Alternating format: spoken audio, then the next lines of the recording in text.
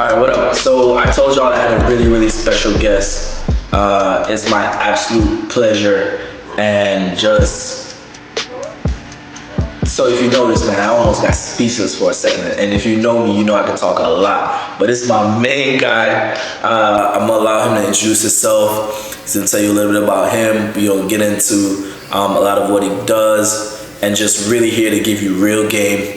And like I said, everything is geared for you to give you different ways of maybe how to be an entrepreneur, how not to become an entrepreneur, or really how to do a combination of both. And I think he's the epitome of what you could be if you buckle down and you can concentrate and do two things at once. And this is my guy here. So I want to introduce you to my guy Dean, but he go by his real government name. You don't give him your government? Nah. All right, so we're gonna talk to Dean. We say that for the 9 to 5. Okay. So we're gonna talk to Dean tonight, and he's just gonna be our guy tonight. So without further ado, I want to introduce you guys to Dean. Dean, the people, tell them about who you are, my brother. Yo, so my name's Dean. Like Al said, multiple avenue type dude. 9 to 5, successful 9 to 5 career, but also in the entrepreneurial world for myself and for there are some client-based businesses as well, but most of what I do outside of the 9 to 5 is, very personal to me. I have no employees or anything like that, so it's just my hustle. So okay, all right. So let's talk specifically. We gonna jump into all of that. Let's start with what people would call the 9 to 5, right? Okay. But before we even get to the 9 to 5. So I know you more than most of my other guys, or most of my other friends. You come with like the paperwork. So tell us about the paperwork. Like, for sure. Talk to us about the paperwork. Oh yeah. So I have an associate's degree. I have a bachelor's degree. I have a master's degree as well, and I'm actually doing my PhD right now. So it's. All the government paperwork that they come with, and the dream that your mama and your daddy sell you, like you got to go to school and stuff. Yeah, I did all that. And it's fun. A couple technical certs. I've run the gamut on the 9 to 5 side, right? And we're not gonna leave out too. Tell us about the veteran joint. Oh yeah. That's one of my favorite. 20 years military. Okay. Been in the grind since I was 18. I want to say since I turned 18. Did the 20 years. Did 3 tours overseas to some pretty wild places. Right. But all that stuff builds you to what your true purpose is, after, so. Okay, all right. So I love that so much. It's like, so when we talk about inspiration, my guy, you are inspiration, like walking inspiration, right? Well, thank you, sir. Thank you. So, no doubt. I wanted to talk about, so you served in the military, you went to school, you got all this paperwork. Tell me about how that helped you in doing what you currently do for a living. Maybe tell us what you do, and then talk to us about that. Yeah, for sure. So currently I'm an IT support manager. I'm slated up for director coming in January. So it's been a long journey, but a lot of that came from that grit and grind came from the military. I was one of those late people to school. I had it in my mind that I was never going to school. And I didn't actually start going to school till I was 29. So I spent my whole 20s, I'm cool. Turn it up. In the military, turning up, doing whatever, partying and, just having a regular retail job. And I was satisfied with that at the time. And it wasn't until later on, I really wanted to, elevate my status in life, just because I kind of got bored of the everyday thing. Right. So that's when I went back to school, started school, damn near 30, and grinded it out. I went nonstop. I didn't waste the opportunity, honestly. I was taking 7 classes a semester, back to back, nonstop. I did summers. I never took a summer off. I went on deployment and did 9 classes on deployment while on deployment. And so I just knocked it out back to back, and I got 3 degrees in almost 4 years. So I'm talking about if you do the math on that math ain't really adding up. Oh no, exactly. Like most people go 4 years for 1. Yeah, you backing up 3 and 4. Exactly. Oh man, that's phenomenal. That's phenomenal. All right, so obviously you come in now. You're an IT support manager. And, you're moving up. Tell us about some of the things that you do outside of what you do for like your day-to-day job. Oh yeah. We can name a couple things. So I have a Amazon FBA store. When I say we, I'm really talking about me, but right. I'm just so used to the entrepreneurial speak of right. saying we, and as if you have 100 people that work for you. It's a team. It's a team. And that's always the mindset, right? Because at the end of the day, that we truly becomes we, like over time. Yeah. So as much as you're saying it, and even if you don't even want to grow into we, but eventually you will. Why? Yeah. So there's the Amazon FBA store. There's the we're looking into e-com stores right now. Stores that already generate money, and just purchasing the actual store with the clientele. So are you purchasing the store from somebody else, or So somebody's looking to sell their store? Yeah. So there are these businesses that they start these e-com stores. You'll see them on your Instagram. You see those sponsored ads, and it'll just be that you go to the website. It's just that one thing that they're selling on that website. But those stores generate quite a few dollars. Okay. And what happens is after a while of running these stores, these owners, they usually want to sell off their store for a lump sum. Okay. And so we're actually looking into buying 2 or 3 of those e-com stores. I've never heard of that before. You literally put me on to something new today. Oh yeah, e-com's a new wave. I've never heard of e-com. And trust me, I know a lot of different ways to get some money. Yeah. I have never heard about the e-com store. I mean, and I've heard about e-commerce in terms of going into your own thing and starting your own e-commerce store. You could do it with Shopify and other sites like that. But I've never heard of literally going in and purchase something that's already set up and already generating revenue. So that actually might be like a really big play that nobody knows about.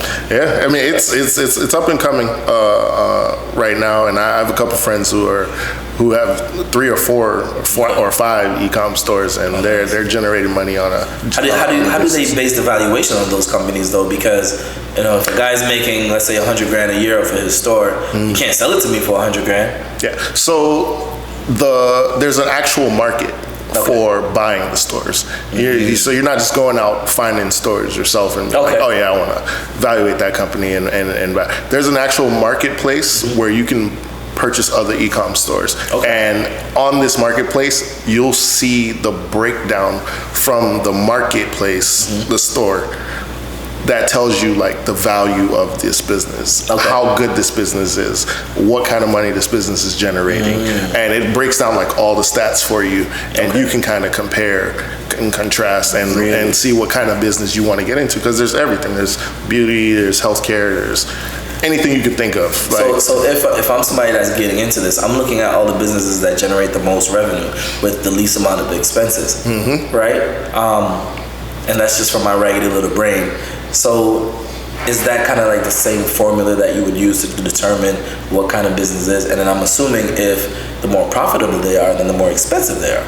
Right? Exactly. So yeah, these companies that are making like a couple, probably 20, 30,000 a month, like they're not cheap.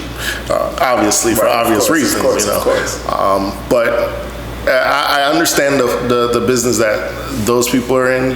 They build up stores and sell them off, and build up stores, and then they just do that and repeat. Some people, that's the business for them, just to build up e-com stores and sell them. They're not really interested in the actual day-to-day of running an e-com. How labor intensive is that? Like, what does it really take? If, let's say I'm new to this, I got some money and I want to purchase an e-com store, what is that going to be labor intensive on me, or is it something where it's like a plug and play and it continues to make money, or is it I still have to put kind of my stamp on it? It depends on the store, honestly. And that actually is part of the breakdown in the marketplace. It tells you how much hands-on you have to be to run the business. Some of the businesses they're straight dropship. Dropship is dope. I love dropship. Can you tell us what dropship is, by the way? So dropship is where you find a supplier, you connect that supplier with your website, and they handle all the shipping, all the returns, everything, and you kind of it's a hands-off type business. It was really popular a couple years ago, and a lot of people made a lot of money on dropshipping. Today, it's all about finding the right product. Everything doesn't sell well. Right. Let's put it that way. So you'll get a product that may just flop, like straight up, and that's where you have to kind of research and see what's really the it thing right now, and kind of get in the beginning of that wave. I know people who sell cheese boards make $1 million a year selling cheese boards, charcuterie boards. Right. And I know a dude that's made for our people, we're gonna call them cheese boards, right? And then we're gonna look at the real one. Oh man. Okay. Yeah. So I like it. You know, it's something that you can look at. You may or may not have to put too much effort into it, and depending on your profit margins and stuff like that.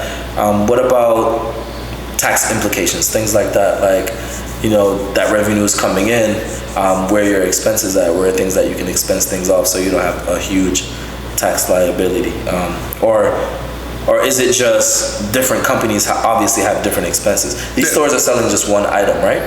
Yeah, some of them are selling one item. Okay. Some of them are selling multiple items. Okay. So as far as the taxes goes, it's like a regular business, and you're writing off, what you can. Of course. But it's not like your general brick and mortar, and there's a little bit more limitations as to what you can write off with an e-com store. But you guys can find that out. I got you. I got you. It's all good. All right. So now we find out that, all right, this background, then you're doing your day-to-day job. Then now you're telling us about e-com. And a trade. We gotta, hold on. So, because now we asking what else? Like, it seems like you're capable of doing so much more. Yeah. Actually, most people aren't capable of doing much more, but you're doing more. So what are some of the other things that you do outside of what you've just mentioned before? So the main other thing that I do, and it's probably the biggest out of all the other three, is trading. Okay. So I do trade currency. I started trading currency at first, but now I really just trade one pair, which is the actual whole market itself. So US 30, top 30 companies. So, and what you guys would say, like the Dow Jones, that's what I trade on a regular basis. The whole market as itself. Okay. So I have no clue about trading currency or anything like that. Everyone has always tried to get me into Forex, but it's just never something that really appealed to me, and I like to do things that will appeal to me, and I have a pretty simple mind. I like to, as long as it's really pragmatic, numbers add up, we're gonna get to it from this. It's kind of like, you remember that Cat Williams joke when he was talking about when he gonna tell the girl and she gonna, and then we gonna take over all the stone mountain. You feel me? That's how simple I want my man to be. It ain't that simple. Right. So that's a little bit. That's more for like. Yeah. And I think you have to have a certain type of brain to really. It's what's funny. I've seen the most just normal let's call them normal. Yeah, we're not gonna call them stupid. That's let's call them normal people trade and make millions. So it's not really about what you think it's about. So and what is it about? Tell us. It's a lot of it's actually learning a process. Learning a process and sticking to it. And you can, take that and apply it to everything in life. It's once you've learned how to trade and you can control your greed, the sky's the limit. And that's where a lot of people fail. It's the greed. The greed gets everybody. Oh man, I just made $1,000. Let me stay in a little bit longer, and I can make 1,000 more, and then you lose 1,500, and it's just that quick. Like it works just that quick. This is a money game. No. Oh yeah, it's a money game. I've lost 10 bands, 20 bands actually. So it's just the game. Yeah, it's just the game. It's part of the game. You make it back. If you can handle making it back, because a lot of people after the loss it becomes something that eats them up, and they can't handle even trading anymore after losing big like that. And it's something we say in the trading game is you win or you lose, there's no emotion. When you take 20 from me, bro, I feel that. I feel that more than I feel in love. What are you talking about? Yeah, you win or lose, there's no emotion. So every time you make 20,000, 30,000, 40,000, all right, on to the next trade. And you just handle it like that. You celebrate all that after the fact. You never celebrate that stuff while you're trading, because that high will mess you up, and then you'll end up giving back even more than you made. So. Okay. So stick to the rules. So basically, sticking to the script is really what makes you successful in that. Sticking to the script, not changing the way you see the market, and really kind of being real consistent. Consistency is key, honestly. A lot of people they start in the game, they go through a thing called the Dunning-Kruger effect. I don't know if you ever heard of that. But you have to tell us. If you keep introducing new stuff, you need to dummy it down and explain it to people like me. I want to know. So you got to explain it to them. The Dunning-Kruger effect is a psychological effect. Everybody kind of goes through it in different industries. It's where you come into an industry or a new thing. You come in as a trader, and you read a couple things and you're like, man, this is easy. I think I know everything about it. And so the Dunning-Kruger effect is actually a chart. It's an up axis and a horizontal axis. And it starts out high like this. And then when all the people that think they know so much, find out how little they know, it dives down to the bottom, and self-esteem, self-doubt, and everything sets in, and you're at the deepest valley of that new thing that you're learning. After being at the high thinking you knew everything. But as time progresses, the Dunning-Kruger effect, the chart goes up like this, and it grows steadily as you gain more knowledge and more time, and you slowly get back up to that peak. The confidence grows. You're applying principles to make things happen consistently, and then eventually you get back to the peak. So a lot of people in trading, they suffer from Dunning-Kruger effect because they think they know everything at first. They get in, lose a bunch of money, get sad, go to the lowest, and a lot of people don't make it from that low point. Like 95% of traders fail. 95. Of retail traders fell. So then if I'm not a trader and I was considering trading, and you just told me 95% of traders fail, well, why would I want to trade? It's not for everybody. I'm looking for the part that's like, yo, you should do this. Like, that's what I'm looking for. Like, yo, where's that at? Because you're telling me 95%, I'm already off of it. Like, all right, well, 95. Let me go figure something else out. It's 95%, and it's a very high failure rate. Is that within what time frame? Is there a time frame? Like, is it 95% within the first year? Is it 95% just overall? It's 95% overall. Okay. But from what I've seen, and I've been a part of a couple trading groups and different, forums and things like that, a lot of it, most of it, around 10 months, I want to say, people start like popping off, dropping off the whole trading thing. Right. I don't want to do this anymore. Okay. I've lost too much bread. Right. And I just can't recover emotionally, and that emotion thing is going to mess you up. If you can't recover emotionally, you're always going to be a bad trader, and that's just what it is. But they have like practice accounts. Accounts that you can. So why don't they just use the practice accounts for the first year? That way they get past the 10-month part, suffer the depression, and then go through. And I kind of think I know what the answer is already, but that's because. So what's tied into the practice account, the demo accounts they're called, there's nothing tied into the demo account. Right. You're trading money that's not real. So you have no true emotion or attachment to the money. Right. And that's why it's different when you're trading demo money. Because when you're trading demo money, you're like, oh man, I lost 10 grand. I'm gonna open a new demo account. Oh, I got 10 grand again. Right. When you lose a real 10 grand, those emotions don't go like that. It's more like, dang, I lost 10 grand.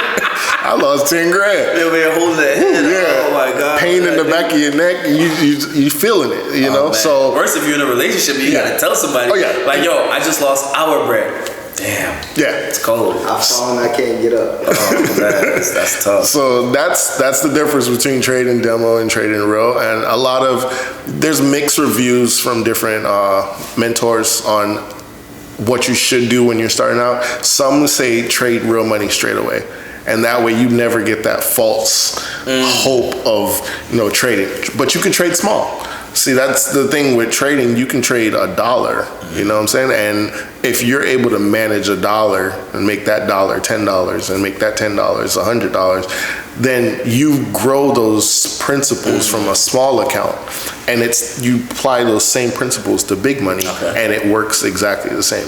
If you can get consistent with small money, you can get consistent with big money. And with big money, it takes even less to make more money. So like, is there something like, how similar, so for example, if you're trading stocks, right, and you have options trading, is there something like that in the Forex or the currency game where you can kind of trade options where you're leveraging a small amount of money to trade large amounts of money and then actually make a huge profit? Yeah. So the brokers allow you to leverage a certain amount, depending on which broker you are working with and what country they're based in. So in America, they only allow you to trade, I believe, 1 to 100 leverage maximum. Some brokers only 1 to 50 leverage. So does that 1 to 50 mean if I have $1, I could trade $50? Yeah. Or if I trade $100? Yeah. No, you trade, 1 to 50 is 50. Okay. But there are brokers that do 1 to 500, and those are the unregulated brokers. They're based in like St. Kitts, and they're based in like these tax shelters. But when they make money, they make money. But when they make money, they make money. And then what if I lose? Let's say you lose money to 100, and I just lost $500. That's what I owe them. Yeah. Well, so there's brokers that allow you to go into margin, go under margin, but then there's brokers that once you hit that margin cap, they're gonna cut you off and they're gonna close all your trades. And that can be ugly if you're one of the people that are like, oh, I believe it's gonna go up, but you're right now on the down and you get a little bit too low and your funds can't match. And they'll close all your stuff and you just lost all that money. Damn. Basically, so. Yeah, that sounds exciting. I don't know if that sounds like a lot. It sounds really, really exciting. Yeah. So, anything else you have going on outside of the e-com and the trading? I remember, you were doing something with like clothing and stuff? What's happening with that? So the clothing thing I actually passed on to my sister. Okay. And she's handling that. Nice. She moved away to North Carolina, but she's in full swing. She's doing 50 to 100 shirt orders Nice. every couple of weeks. So like she's doing really well with it. It's just something that was very time consuming for me, and with everything else I'm trying to do. I also do speaking engagements, mentorships.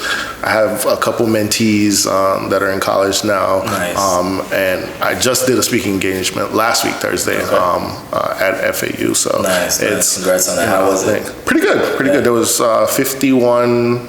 It was remote, so it was 51 virtual students in this. It's a club on campus. So, but I've always been a person that likes to give back in terms of speaking and kind of bringing up people to understand what they need to do to make it in corporate America, to get in corporate America. I interviewed hundreds of people since I've been in corporate, and I've kind of figured out what it is everyone's looking for in terms of, IT, in terms of tech.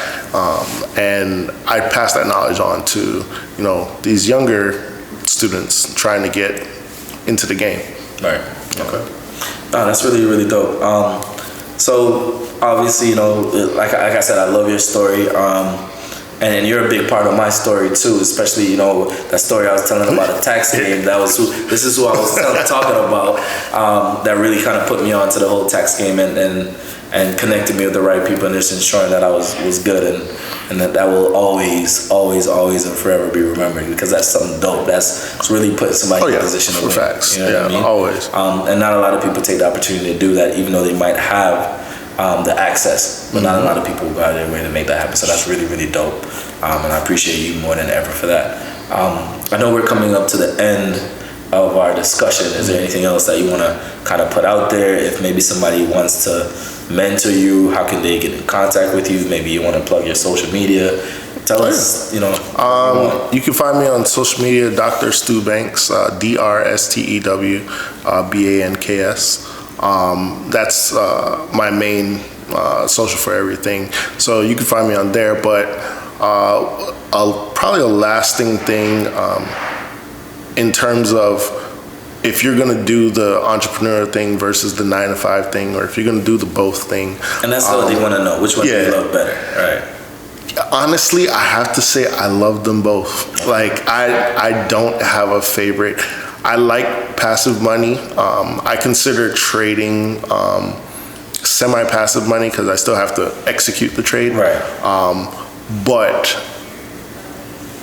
the 9-to-5 is, so I manage people, and with that, I love imparting knowledge on people. I love giving direction to people, and I love growing businesses. I love process improvement. I'm an expert in process improvement. I can get into any situation and figure out what's exactly wrong with it and figure out the steps we need to get to make it better. So I love it. I love them both. But if you're going to be a person that's, chasing that entrepreneurial dream, you don't have to follow the path that everybody else follows. There are people who will say, just quit your job and go full head in, entrepreneur, and that works for some people. It's probably the tough. It works for some people. I did it. I'm telling you. Yeah, it works. It's the hard road. It is definitely hard. It was the easier road. I'll tell you that. And then there's, the work, build capital, save, then open your business. And once your business gets to the point where it overtakes the salary of your 9-to-5, then you quit. So there's two schools of thought on that. For sure. And neither one of them are wrong. Honestly, it's just how do you want to take it on yourself, and how hard of a road do you want to go? And I don't even want to say how hard of a road, because the road of quitting could be the faster road for you. If you have a product that's just that good, you could blow up overnight. And so you just have to think about those things when you're going out into that venture. You know, what works for you. And so I got a last question. I know we were supposed to be wrapping up, but I got one question. So right now we're in an age where we're talking about things like Bitcoin, NFTs. How involved are you with that? And if so, how do you feel about that industry and how the future looks for those industries? So as far as altcoins, I'm an investor in altcoins. I don't trade them actively. I'm a buy and a hold type person. So I bought Bitcoin when it was 3K. Nice. Back in March 2020. Okay. And I sold early when it hit 17K. Okay. Which, I mean, it's a good profit. Of course.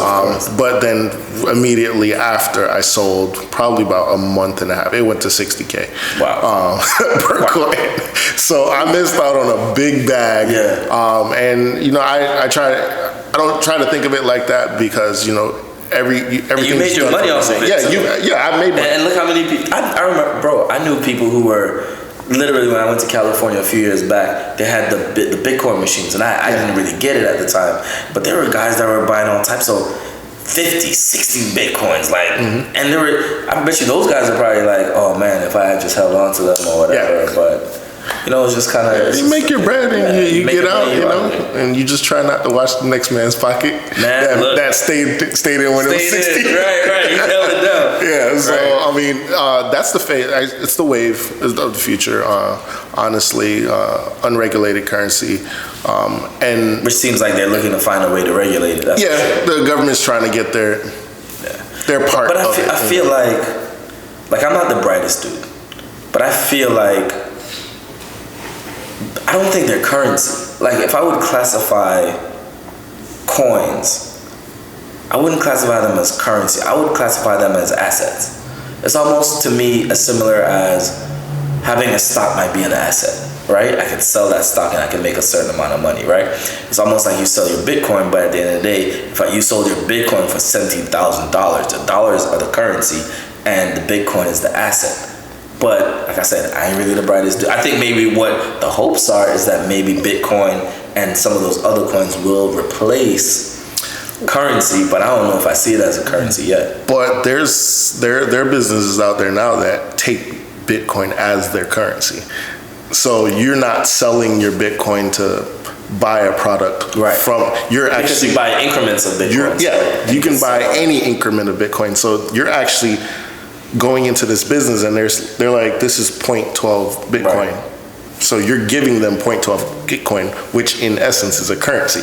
You're trading a currency for an item. Could it be we're trading assets? Kind of like bartering? Like if you really want to think about it old school way? Like we're trading, I have a pig, my pig is worth 12 chickens. And I'm going to give you my pig, you give me 12 chickens.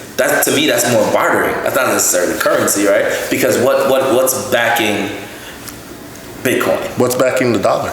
Gold, supposedly. Except they print so much more every day that it's really wild out here, right? All that's a construct, man. Right. Money's a construct. For sure. It's the value we put on things is a construct. So it's, I think anything that you can use to, you know, buy something and get something in return to me that's a currency, because people back in the day before dollars and things like that, animals were currency, milk was currency, and we look at it as a barter system. But if I'm the guy and everybody has milk and this is the one guy that has chickens over here, you know, everybody's trying to sell their milk to get chickens, you know, like, so it's a currency thing. Probably I do get what you're saying though about assets. I don't know if anyone has ever even posed it like that. Yeah. But I just thought about it and I was like, man, like to me, I know someone who bought a Ferrari with Bitcoin. Like he sold 400. Well, he didn't sell it. He gave the person 450,000 worth of Bitcoin. Now and watch got a this. Ferrari. Now watch this. That was at 30K. So that man that he overpaid twice as much. So now that man who has the Bitcoin and double. when it went to 60K, exactly. Now he has an 800,000 for the same Ferrari, the 900,000 for the same Ferrari that he just sold. That's wild. It's so crazy, but that's why that kind of had me getting into my new business venture, which is kind of the loans, the Bitcoin loans. Because at the end of the day, if it was that same guy, right, he wouldn't have had to sell his Bitcoin and lose his position. So he would have made, in essence, he would have doubled his Bitcoin, but still had the cash to go purchase that car, that vehicle, right? And I just thought it was such a dope way, man. And I want to kind of go over that a little bit more. I'm starting to go to more Bitcoin conferences, and I'm really getting into that. But I know you're a tech guy, so I'm like, well, how do you see this, and like, what is your interest in getting more involved in that? Well, so yeah, like I said, I'm more of a buy and hold type person when it comes to coins, altcoins.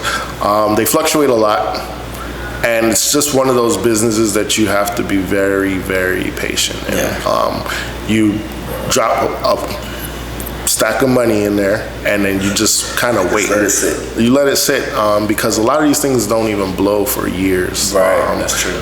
Look at like what is that, Dogecoin?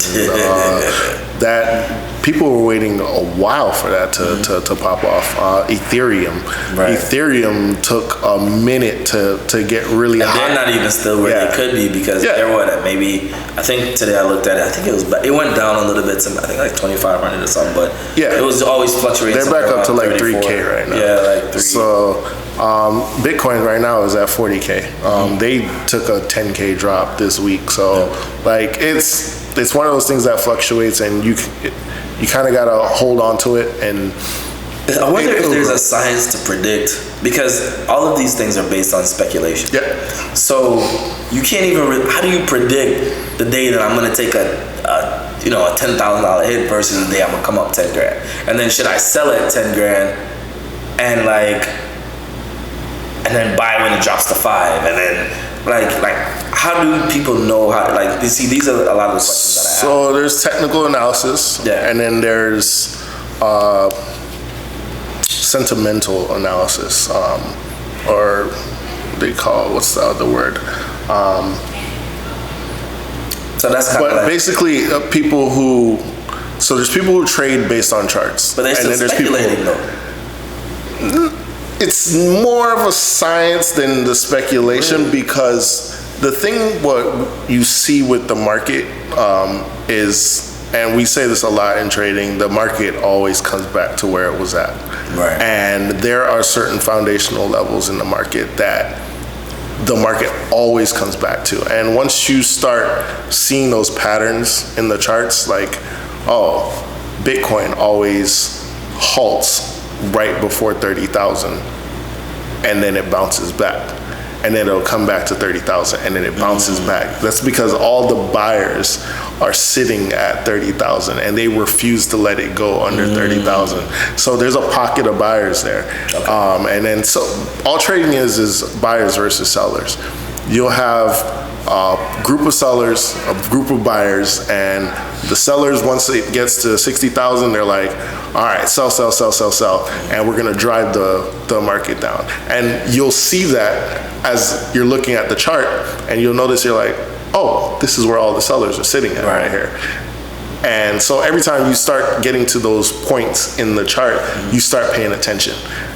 For me, I set alerts on my charts that say, all right, these are key areas I should be paying attention at. And I'll get an alert on my phone like, hey, Bitcoin's hitting 60. Right. We should probably sell some Bitcoin. Or US 30 is hitting 36,000. We should probably sell US 30 right now. And then now I know, like, with the government's involvement too, a lot of people got to be careful about capital gains, because once you sell those coins, now they're banging you over the head immediately for those taxes. And so if you don't really have a good understanding of capital gains tax and how it affects your sale or your whole position when it comes to coins, or even trading in any stocks, anything like that, those are key things that I think a lot of people got to pay attention to. Yeah, definitely. But I think I'm all talked out, man. and I've been listening to you all night. I picked up so much. And again, I'm just really appreciative of you of being. Is that a word? Is that a word? I think I said appreciative, but it didn't come out that way. Appreciative. Yeah. No, I know that's a word. Yeah. I don't think I said it. You know what? Don't even worry about it. You don't cut this out. So if I just leave it. But again, appreciate you being here. Yeah, for sure. For real. Always. And you're more than welcome to come by anytime. And for you folks out there, hope you got something out of tonight's convo. This was a really great convo. A lot of details, a lot of inspiration tonight. And you know, like I said, believe what you believe. If you're an entrepreneur at heart, you want to be an entrepreneur, do that. But if you want to work your job, do that. But if you want to be a specialist, my guy Stu, then you want to make sure you knock out both and you can do anything you set your mind to. So with that being said, I want to thank you guys for tuning in, and I'll catch y'all next episode.